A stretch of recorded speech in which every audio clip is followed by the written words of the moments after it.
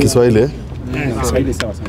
Asante. Tulikuwa na leo tumekuja hapa nimeandamana na mawaziri, familia wa DCI na wale wengine ambao tulikuwa tujue ni kwa nini mwenda zake alituacha kwa ghafla Saturday, na tumepata report. Wakati tulikuja hapa Jumamosi tulikuwa na wasiwasi na maswali ambayo tulikuwa na yamejibiwa. Swali la kwanza, kulikuwa na alama ilikuwa hapa kwa kichwa ambayo ilikuwa inatutia wasiwasi, alafu ukiangalia sura yake ulikuwa unaona kuna upungufu wa damu.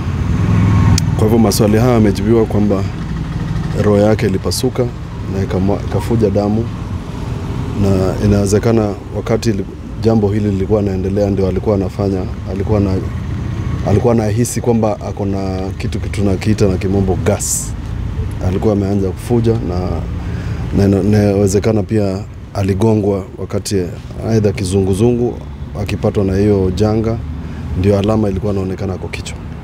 Kwa hivyo familia wameambiwa na wameridhika, na sisi kama serikali ya Makueni, jambo ambalo ni muhimu kwetu ni kwamba kujua kwamba Dr. Sonia hakuna jambo ambalo alitendewa mbaya. Hiyo ni kitu muhimu kwetu, pamoja na familia na DCI ambao walikuwa hapa.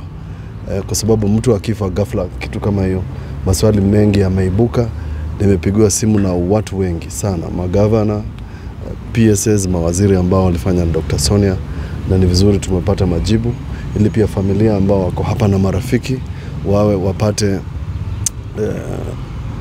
ridhaa ama wapate consolation kwamba hakuna jambo mbaya lilifanyika kwa mtu wao.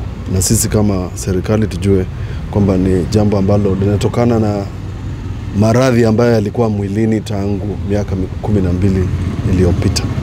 Kwa hivyo tumefika hapo Jumamosi, tutampumzisha Sonia.